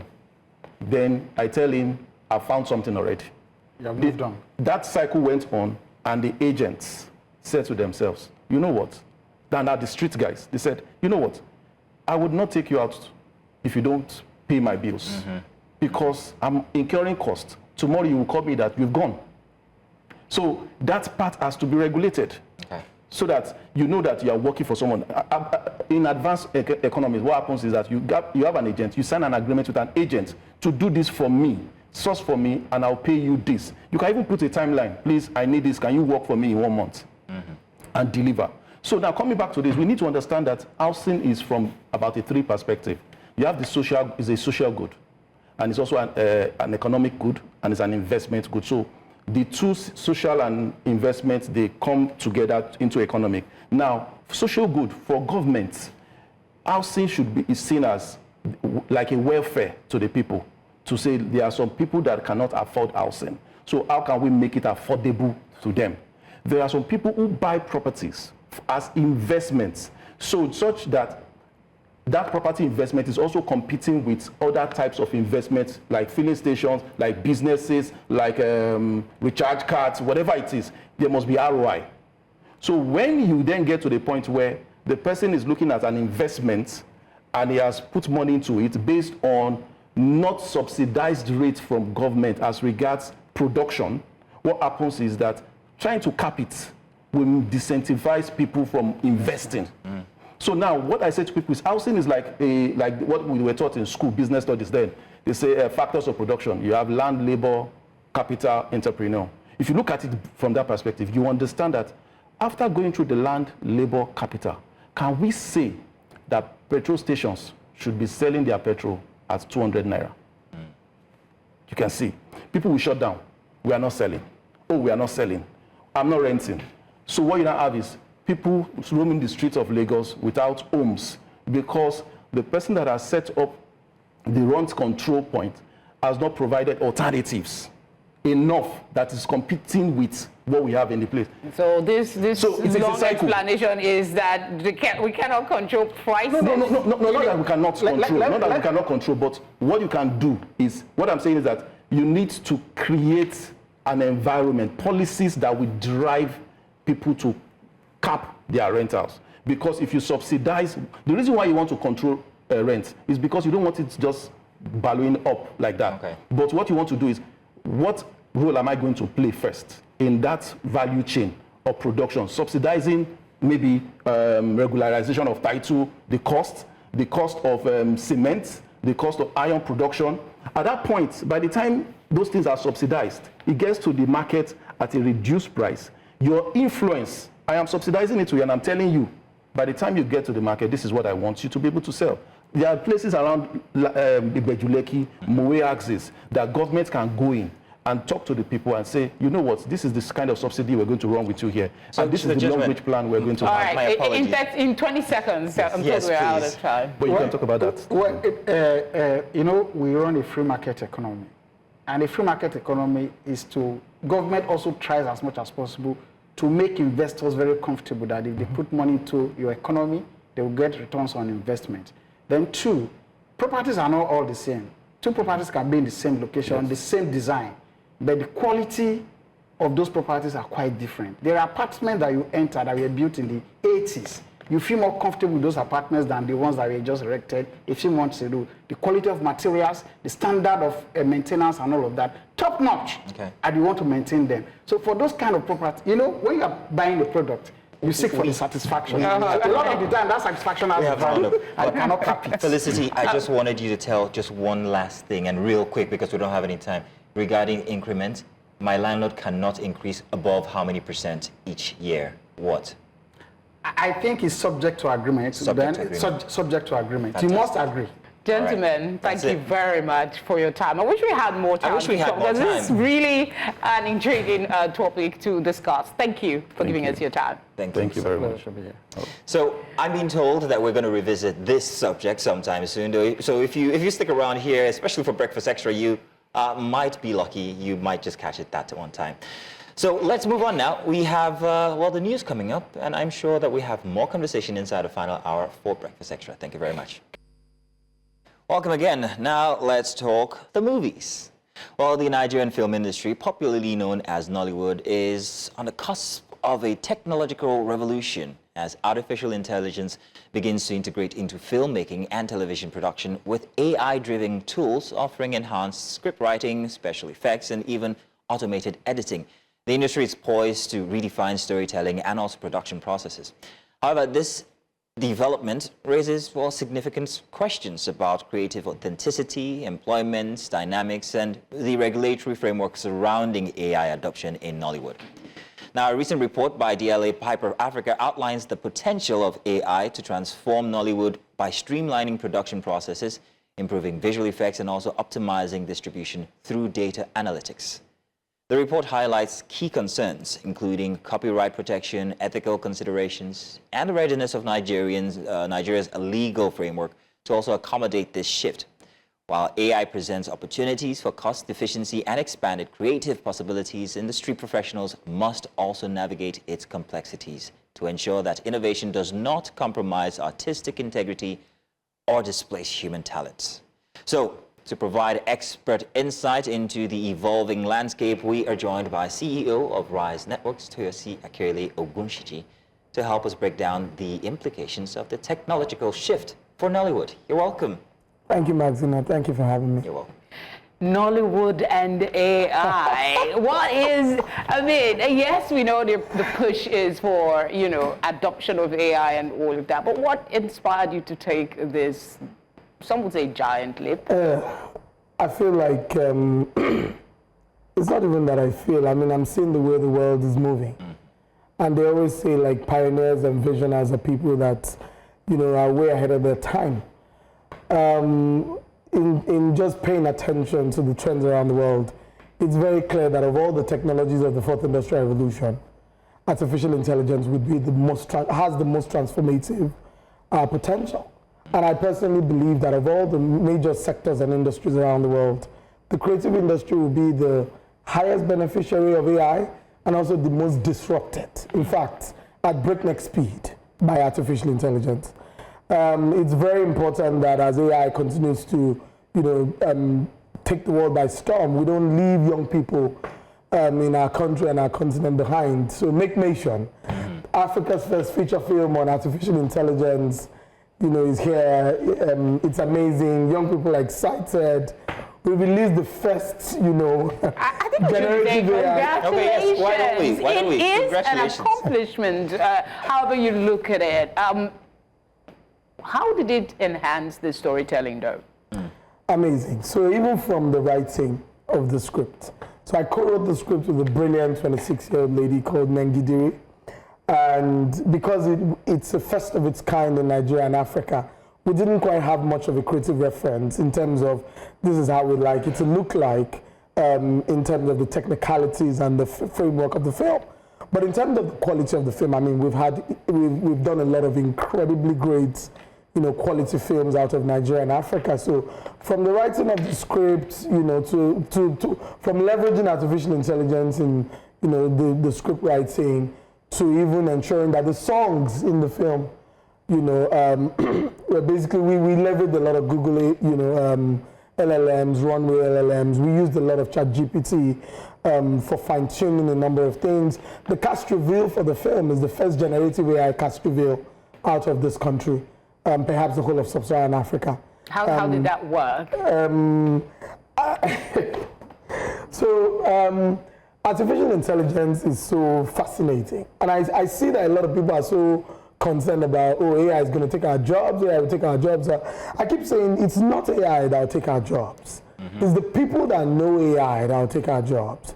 Because artificial intelligence itself is dependent on data generated by human beings. AI models need to be trained. You asked me about how do we create that cast reveal. I'm sure you've seen it, right? Because we have to pick the human images of the actors and train AI models. Okay. Right?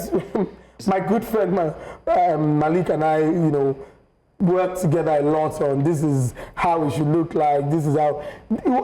This film is wholly made by Nigerians. Not a single foreigner worked on this film. Even the people that were abroad that had to provide us support in terms of technical areas like the medical scenes in the film and all Nigerians. So once again, congratulations. Two questions. One, did it save you money as against if you were to use actual Absolutely, cast? So it saved you money. Well, it saved us money, but AI is also not cheap. It's also not cheap. Because you're depending on very high-level technology skills. Some of the scenes in the film were also enhanced with artificial intelligence. Some of our CGI, some of the robots you are going to see walking on corridors inside the film, you know, were AI generated. Which brings me to this actual question, which I warned you about from before the interview. Now, I'll tell a story from before. After the coronavirus, we saw a shift of what content actually is. We saw people do their own content, become their own broadcast channel, and they got popular. These people then further went on to be infused into Nollywood. And Puritans will tell you that they don't like that infusion because these are not pure actors. They're skit makers, the comedians, the people who, for lack of a better word, who had, you know, the opportunity to just say, let's just do content, and now it's generating them money. With the infusion of AI into Nollywood now, isn't that worsening or making that process or making that argument stronger to say they aren't really acting, they aren't really actors, they are aided What do you have to say about that? I think artificial intelligence itself is dependent on incredible human talent. You've got to be genius to be able to even function in that space. So let's not denigrate the people who are these young people, whether we like it or not. This generation is here. They're going to create a lot of things around. They're going to change a lot of things, and AI is going to change a lot of things. I think the earlier we learn to embrace it as something that we would be able to benefit from tremendously, the better for us. For Make Nation, for example, it's not a wholly AI-generated film. It's a combination of live footage and generative AI, which is exactly what makes it interesting. Like, you see. And I disagree with you that skit makers and I'm asking the questions. Yeah, I haven't taken a position. I'm just asking the questions. I disagree with the folks who think that skit makers are not great actors, because quite frankly, your innate ability to be able to read a script and interpret it in a matter of minutes, memorize your lines, and get into character is what makes you an actor. And I saw we have a few skit makers in our film. And I saw them come into character, embody, the representation of what we wanted them to be in the film. It's an amazing film. I mean, not that this is not my opinion. It's going to be opening in cinemas on the 18th of April, this coming Easter. Please do go to watch it and let us know if you are proud that for once I want to watch something. Nigerian young people and their families from your 5-year-old, a country where at least over 60% of our population fall within the ages of 5 and 29. Median age is 17.3. Most of the content we're creating does not service that market. They don't serve the young people. We're losing them to a lot of foreign content, and content is king. Young people are so influenced by pop culture and the things they see around them. So for the first time in a long time in Nigerian cinemas, you're going to see a film, we define Make Nation as the tech family movie of the year. Okay. Like, it's the film that fathers, mothers, children can learn from. Like, parents will now see that their boys who wear dada are not criminals. They may just be AI engineers or product designers. So you're hoping to pass a message of positivity? It's not that we're hoping to. The story itself is one of hope, resilience, and the ability of young people. How, if you give young people the right skills and the right opportunities, they can transform this country, they can transform this continent. Okay. We've seen such... You've pioneered, I guess we can use that for you, a brand of Nollywood innovation. How do you see that progressing? This is your first attempt. Do you see other people coming into the fray, or you see more challenge or more AI Nollywood productions? I'm very excited about this question because only 2 days ago we had a small exhibition for cinema operators around Nigeria. And I don't think I've ever felt as confident in Make Nation as I felt. It's a fantastic production. Production design, storytelling, directing, cinematography, drone shots. This is a film made by young people for young people.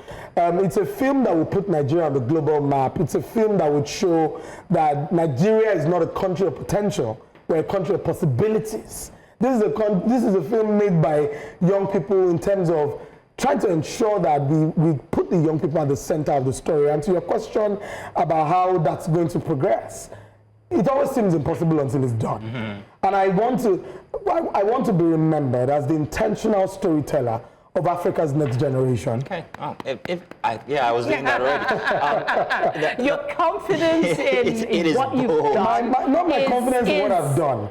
My confidence that I respected my audience enough to make the film that young people with the reward value that parents, children, teachers, people across different economic and social status will feel proud of and go back and watch again and again. Okay, I guess everyone watching now would want to see what has been done. I mean, it is an ambitious and well thought out. And it's big on story, big on humor, big on all the things you want to see. Okay, talk to us about. I wanted to ask something regarding the audience, which you mentioned about. You talked about the fact that you actually focused on the audience here. What do Nigerian audiences want to see And what is AI capable of doing? Curating history, perhaps? Let's talk about things fall apart. How would it play in such an expression, Amazing. for instance? Because when we think AI, we think futuristic. We think, gadgets. We think tech. Yes. That's what Make Nation is about. But for these kinds of stories or history or parts of history that we have had in the past acted real life and all that, how does AI play into the scope? Now, I'm sure you know that Things Fall Apart is probably one of the most translated books, written titles anywhere in the world. And the role that AI can play in such a story is that many of the locations, the art pieces, the set elements that were written in that book. I'm a proud student of literature. Many of the things that are written in that book, we won't see them in real life today. If I wanted to make Things Fall Apart into a feature film for Africa, what I would do is, of course, speak to the people, the original owners, the authentic owners of the history and the culture that were exemplified and represented in Things Fall Apart. You're going where I would also then understand that there are several things that I wouldn't find physically anymore because we're not a country that has shown that we document history. And that's where artificial intelligence will help us generate and create a lot of things that would be able to, bring together a convergence. Thus, do we have that capacity on ground already? Do we have it? We're building the capacity. When we started Make Nation, the first script for Make Nation was commissioned in August 2022. When we started the film, it seemed like a really ambitious idea. But I think this is where we need to emphasize that the currency of the 21st century is collaboration, not competition. Yeah. My director is 29, much younger than I am. My production manager is 25. Several young people. The VFX artist on this film is 19 years old, going on 20. So regarding the ancillary industry around this now, do you have young people who are gathering these images, gathering these data regarding... I need you to please go and look at archiving. It's a new platform, and we were sort of like co-grantees of Luminate. And archiving is doing an incredible job of documenting our history. If I wanted to make it Things Fall Apart, for example, I will speak to them and say, you know what, let's collaborate. Find me all of the notes and all of the relevant information that I need for this material. And then it's my job to sit down, collaborate with my colleagues within the artificial intelligence ecosystem, and then decide that we can make that story. And thank you for probably putting the idea of my next film. Well, you have to pay me. You're going to pay me. It's not free. I'm sure we leave you're ready to continue, but we are time constrained. Thank you so much. Thank you very much for having me. And please watch Make Nation in cinemas. 18th of April, this is Star. Thank you very much. Okay, well, you've heard it. Very interesting conversation here regarding AI and its infusion inside of Nollywood, and I can't wait to see where it's going to go, maybe in 2030. Well, the big things that That's are coming. Too far. No, it's already here. It's already here, but I really wanted to get there, and I want to see the big deal about it. So do stay tuned. We've got more conversation here. I think one last one, and then, we'll be telling you what to expect in just a bit. Do stay. We're going back to Rivers State. The crisis there doesn't seem to be going away anytime soon, despite the new administration. It has taken a more dramatic turn, with the current state of emergency imposed in the region, adding new layers of complexity to the Nigerian Labour Congress demand for the implementation of the new minimum wage. While labor unions had already been locked in a bitter standoff with the state government, the declaration of measures has heightened tensions, raising concerns over governance, workers' rights, and the economic stability of the state. With security forces deployed and restrictions in place, labor activism faces unprecedented challenges. Questions arise about whether this emergency declaration is a genuine response to security concerns or a tactical move to suppress labor protest. Additionally, workers fear that a state of emergency could further delay wage implementation, leaving them trapped in a cycle of economic hardship and uncertainty. So to unpack the realities of this crisis and the implications of the state of emergency on labor negotiations, we're joined by Nwasa Barry Samuel, the Rivers State Chairman of the National Youth Council of Nigeria. He's been on the front lines for labor advocacy and will help us understand the stakes in the escalating situation. And we'll also be joined by another respondent here. So let's first of all start with Mr. Wansa Barry. Thank you very much for joining us, sir. But let's first get the idea here, or get the understanding here regarding how the state of emergency has affected labor negotiations when it comes to the new minimum wage. Thank you for having me on News Extra. I am Rotato Communista Baribani, the Chairman National Youth Council of Nigeria, Rivers State Chapter, and by the special grace of God, the spokesperson in Committee of Chairmen Forum Nigeria. We have followed the activities in Rivers State, the political impasse, the judicial processes, and what have you. And we have also seen very notable persons, institutions, civil society organizations, youth group, show their position on most of these issues. Now, the issue here about the implementation, right? Yes, indeed. Yes, about implementation, about negotiation, how the state of emergency is affecting the negotiation for minimum wage. First of all, I was expecting Labour and every other meaningful organization to be very swift at thanking Mr. President for weighing into the issue in Rivers State and giving Rivers people an opportunity to lead again. Because we heard it when the whole impasse started, and the president called the parties involved, had an understanding, and said, do this party for peace to, be sustained in the state for development to strive. Every person who has seen all of these things happen in Rivers State should honorably thank President Tinubu for declaring the emergency rule in Rivers State. Because if that was not done, the issue of minimum wage would not have been looked into. For example, the just suspended governor was unable to pay civil servants and Rivers workers. And we all know the impact the civil service has on the economy of the state. The civil service is the greatest employer of labor in Rivers State. And so if the governor could not pay them salaries as a result of a long ahead, the bottleneck that they have, it actually encumbered Rivers people with because of their differences. So Labour, I expect them to first thank Mr. President for giving us the opportunity to have the benefit of receiving the reward of labor, which is salary or whatever you want to call it, before you can even think of the implementation. But like we have also seen Labour hastily condemn the emergency rule in Rivers State, and we have also seen their own disposition on issue when they were mostly needed. This was an opportunity for the leadership of Labour in Rivers State to push themselves. We have actually observed their activities all over the time. We have not seen them being very vocal on the issues.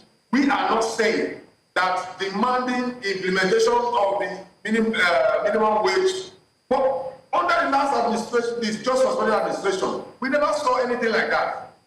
They were planning and eating with the suspended administration. Mr. Samuel, Mr. Samuel, regarding what you're saying now, and NLC's inability to actually make good negotiations, if you put into the scheme of things the lack of governance that seemingly Rivers State has had over the past few months, how does that actually play in here regarding that neglect by the NLC? Before you take on that question, sir, let's quickly introduce our guest who has been standing by. That's the chairman of NLC in Rivers State, Alex Agwawo. Thank you very much for joining us as well. So go ahead and answer the question, please. Okay. What was the position of Labour during the administration of the just suspended government? They were very complacent. They were so comfortable. They never issued any threats or protests or whatsoever. They were in good hands. You cannot just wake up overnight because probably the opinion. First of all, they have already shot the foot. They have already shot the first bullet by starting with a confrontation, showing their displeasure over the show administrators' arrival in government house. Whatever reason they have is not an issue. But we did not see this energy in the last previous administration just suspended. What we are saying, you cannot expect this new administration to hurriedly begin to pay the minimum wage, which is expected of them. Nigerian youth believe that the minimum wage is expected to be paid as a when due. All right, let's bring in the NLC chairman. You've actually, you know, necessary steps for this minimum wage to be paid. Will you expect the youth within few days in office that are trying to gather details and you're threatening a protest? All right, let's give them room to respond now. Alex, please speak to us. You've heard all that he has said. What is your response? And just to add to everything, is a question, isn't it a bit too early to be threatening withdrawal of service? Okay, thank you very much for having me here. My name remains Comrade Alex Agbanwo, the State Chamber, Nigerian Labour Congress, Lagos State. Yeah, I want to also welcome my fellow guests and every other person listening live on this News Central. And I think I'm thinking about when they see that Labour have been very redundant, have not been advocating on these both issues in Lagos State. You remember that even after the Supreme Court judgment, we did a press statement release. Also, because Supreme Court is the highest arbiter of law, and for us, we are also worried when we suspend the allocation from the states, and we know the impact that is to this allocation that workers' salaries are being paid and other benefits of workers are being derived from. So we also wrote a letter, press release, asking the President of the Republic of Nigeria, the National Assembly, even the CJN, the Chief Justice, even our National Secretary, NLC and TS, to also intervene in order to make sure that all of these Supreme Court judgments, the political crisis in Rivers State does not have any impact on our members' welfare, and also delay in terms of salary payments and implementation of the minimum wage. So these are issues we raise in that our letter after the Supreme Court judgment. So after the judgment, now we had issue of a state of emergency. And let me put it in Lagos State. At the time that judgment was passed, Supreme Court, on 28th of February, before they have been engaging the government. Remember, the Lagos State government have implemented a minimum wage of 85,000 to all Lagos State civil servant workers. They were having challenge in terms of implementation at the local government levels, which we have been engaging with the local government chairman and the governor to make sure that this minimum wage is implemented. As of February, we already have the understanding that the minimum will be paid at the end of February, salary payment. And that confirmed from our people that everything is being put in place, work implementation, before the judgment came on 28th of February. And at that point, the whole local government council elected to be dissolved. So, and that was another one concern also with the letter. As I'm talking to now, as of that February, the workers in local government have not received their salaries up to now. And the March is over, they have not received their salaries. So, when the issue was okay, also put it, all that statement that all of this happening, it shouldn't affect the salary of workers. Workers, they labor for their salary. We shouldn't suffer in the midst of all of this political partner. And the workers of Lagos State are not willing to be the grass when two elephants are fighting in this situation. That this period, the economic situation of the country is very difficult for someone to afford to get salary as at 20. That is our concern. And we did not say that we are going to go to protest immediately or going to strike. We said that, if you read our letter clearly, that if at the end of the month salaries are not paid, that the council will begin to initiate steps to make sure that we advance our members' welfare. All right. Has there been an Alex? Which is not taken out of context. But we are not talking that we're going to go on strike. We are not giving ultimatum. So people say they want to go on protest. Is it that there's a grant plan that salaries will not be paid, or the government is not going to do what is give the workers what is? But I'm happy. As of today, I got a message to my members that as a civil servants, salaries have been paid. We are very happy about it. Oh, okay. You're confirming now that salaries, Alex, you're confirming now that salaries have been paid, so there is no need for any action from the NLC. No need for action, but that's our concern. In as much as workers' welfare in the state is being taken care of, NLC don't have an issue with anybody. Our major concern is regards to the welfare for members in Lagos State. So if that happens for us, we don't have any issue. Okay. We don't have issue with the administrator. We don't have issue with anybody as far as labor is concerned. But for us, as laborers, we deserve our wages. And okay, Alex, for the purpose of emphasis and that if you work, you should be paid for whatever you work for. All right, for the purpose of clarity and, so there is no ambiguity here. None of the people that are owed salaries are still being owed. That issue has been completely resolved as of this moment. Alex. I think Alex is... Okay. He did say that they no longer have issues with the government once that has been done. But let me come back to our second guest, Samuel, I believe.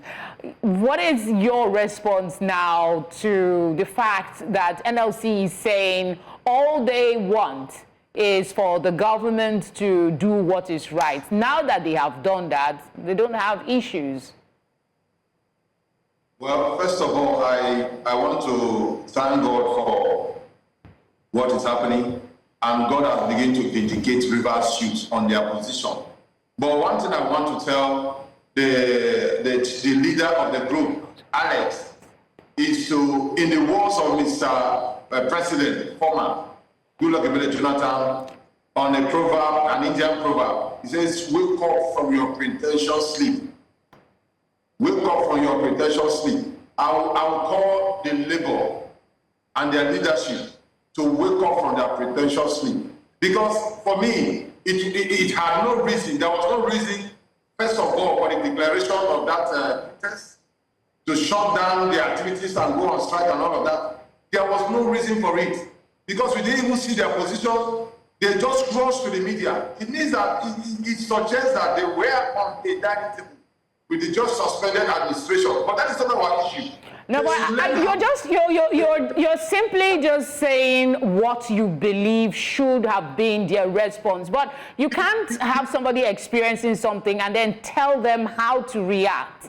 They made an announcement. Whether or not it was the announcement that instigated the payment of the salary remains to be seen. But they have a legitimate right to say, this is how I feel. Don't you think you're being a bit harsh on the response from the NLC? My concern, that is exactly how they were supposed to feel. But looking at the situation in Rivers State, having seen the political impasse, put the entirety of Rivers people on hold in terms of development, they would have engaged the system in conflict resolution. We have 3 C's. You consult, you consolidate, before you confront. At what point did the LSC consult? At what point did they consolidate to have come out with the position of confrontation? It means that they were out for a script. But like I want to beg them to gather and thank Mr. President. Because if not for the intervention of Mr. President for the emergency, they cannot even be coming here today to talk about implementing the minimum wage. The minimum wage would have been overtaken by so many events as a result of what has happened. But what was the position of Labour during the crisis in Rivers State that brought us to that point? Labour had their own position that was against Rivers people. Labour supported 3 persons to legislate over the activities of Rivers State against Rivers people. But keeping that aside, because we Rivers should have resolved to stand by the truth, stand by the rule of law, do what is right, and we are very happy. All right, Mr. Samuel. All right, Mr. Samuel. I want to reserve our final question for Mr. Alex here. Now, Mr. Samuel actually raised some very valid points, but we are almost out of time, so I'm not going to let you go too in-depth into those. But what mechanism is the NLC putting in place, especially with a state of emergency lasting for 6 months, so that a reoccurrence of this kind of situation does not occur? What kind of mechanism is in place by the NLC to engage the government regarding the payment of salaries? Well, I think we have made our position very clear in our statements regards to salary payments and other welfare that concern our members. That this whole thing, well, I want to tell my friend here, the US City Chairman, that Labour is not a political organization. You must understand that. If you look at our history in this jurisdiction, in terms of our position, it is basically how it affects our members in Lagos State.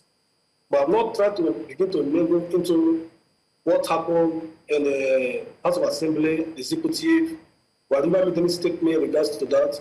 That 3 or 27 man is one in charge, or whatever misstatement in regards to that. We thought the governor is the head of the administration in Lagos State. He is one we interface with. So he is the highest employer of Labour. So we have the right to engage in regards to issues that pertain to our members.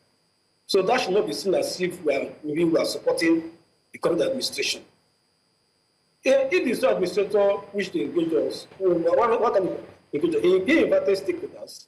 He didn't invite Labour. He didn't invite us. We are not called upon to say what are the challenges or briefing. So Labour have not invited, and we don't have any means of reaching out to him. We tried to reach out to the previous head of service to reach out to him, but it was impossible as of then. So for us, we have the duty, we have the right to protect the welfare of our members. All right, gentlemen. Thank you very much for speaking with us today. My friend, that's our responsibility. We are not looking in their politics. The National Council of Nigeria can be political. The Labour is not a political organization. All right, thank you very much. Thank you. Thank you.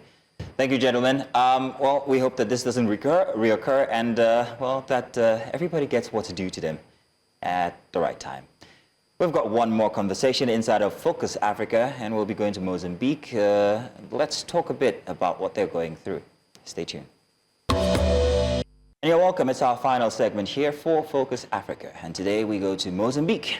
Well, Mozambique has been grappling with escalating political tensions, with the ruling party and opposition locked in a battle over governance, electoral dispute, and also national stability.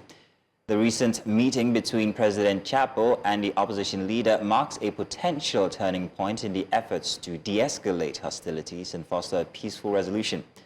However, with years of political strife, economic hardship, and insurgencies in the northern region, many question whether this dialogue is a genuine step towards democracy or merely a symbolic gesture. At the heart of the crisis are disputed election results, allegations of authoritarian rule, and widespread concerns about human rights violations.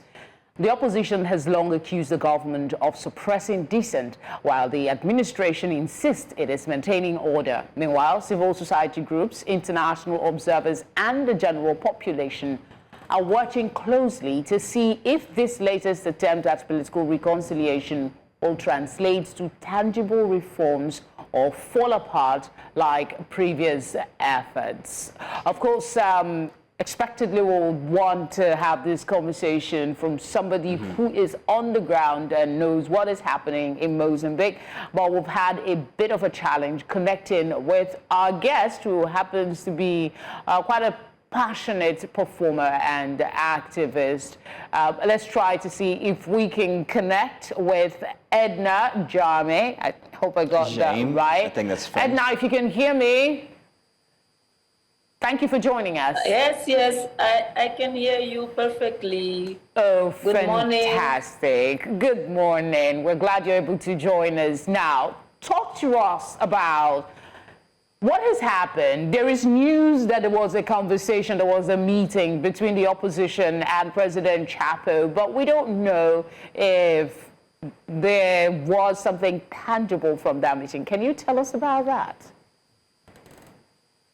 Yes, good morning, the audience from Nigeria, our friends, our family, our colleagues from all around the world as well, from the field of art, from the one I am part of it, and also the humanity, this big worldwide.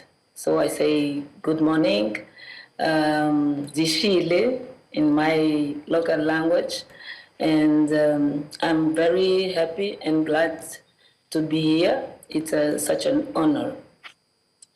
Going to your question, yes, there is a sign of hope, a sign of reconciliation, a sign of the interest of all Mozambicans. I think in this first meeting of the two parties of this subject that we are talking about, there is the dream of a nation, the dream to see Mozambique again in a very stable political situation, continuing thriving for the development of this beautiful country. And I'm not just saying this because I'm Mozambican. I have heard many, how can I say, many good stuff. English is not my first language. We understand. In Mozambique, yes, we talk Portuguese, and sometimes the words just flip out of my head. But yeah, compliments. This is the word that I was looking for. I had a lot of compliments traveling around the world doing dance performances. Edna? Even in Nigeria, in Lagos. Edna, so the meeting between Chapo and Mondlane, what do you think will come out of it now? What I think is that the performance that I did on the 18th January this year with the title, "The Sun is Re-Shining in Mozambique," was a prophecy. I didn't know that was a prophecy, but that was my dream as a Mozambican citizen, Mozambican child, Mozambican daughter. And when I saw that meeting, it was very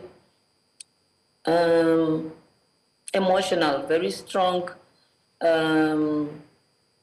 moment of hope, and I can say of victory of each and every Mozambican, because we see here a spot and a moment of dialogue, and there is no reconciliation, there is no understanding, there is no point of equilibrium if we don't have dialogues. So for me, the sun is really re-shining in Mozambique from this point on. What are people saying about, these talks and the possibility of ending, the tensions across the country? Is there any chance, perhaps, that there will be conversations around the human rights abuses that was witnessed in the course of reaction to the election outcome? Yeah, when when someone has a moment or a history of pain, sometimes the reaction is very connected with the pain. I'm talking about, there is very different, perspectives and understanding of this meeting. I was reading some news, and I saw that there are people also, with the understanding that there was a betrayal of one of these two parties, the opposition leader and also President Chapo. My own understanding is that my people, the Mozambican people, within this process, there were a lot of pain. There were a lot of very difficult situation to deal with, and we have a lot of trauma. So on this process, we almost, I will say like that because I stay positive, that even if we have this big trauma, and we have people who understand that the two parties to come together and have a platform of dialogue, it can be understood as I would say, betrayal to the people, because they don't want anymore to listen anything. This is what I feel, and I may be wrong, but what I think, and my own. All right then, Edna. Edna, we would have to draw the curtain here because we have run out of time. But we want to say thank you very much for giving us your contribution regarding the state of things in Mozambique today. Thank you very much, Edna. Okay, I just want to ask for a second. I know a second is a lot in the TV, but I want to say something to my people, and I want to say something to the whole Africa and the whole world. As an artist who work for social, state, we need to focus on what is the good state for everybody.